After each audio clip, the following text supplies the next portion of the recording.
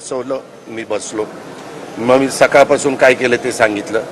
आता काही लोकांचे वेगळे विचार असतात. कोण कसं असतं, कोण कसं असतं हे तुम्ही मला विचारून माझाही वेळ घेऊ नका. पुन्हा हे असं म्हणले त्याच्यावर अजित पवार असं म्हणले.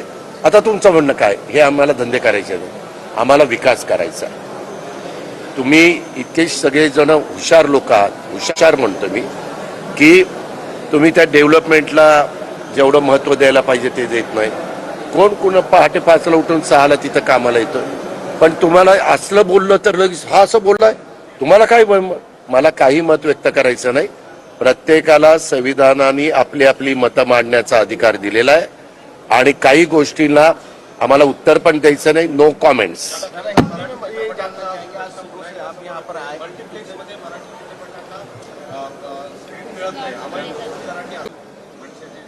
मी तुम्हाला सांगू का, जर चित्रपट उत्तम असेल तर सगळे चित्रपट लावतात. मला आमचा मागचा काळ आठवतो. दादा कोंडकेंचे 7 का 8 चित्रपट सिल्वर ज्युबिली झाले. सांगाव म्हणजे सुरुवातीला हिंदू हृदय सम्राट बाळासाहेब ठाकरेंना सांगावं लागलं, पण एकदा चित्रपटाला त्यांना स्क्रीन मिळाला. लोकांना आज तुम्ही बळजबरी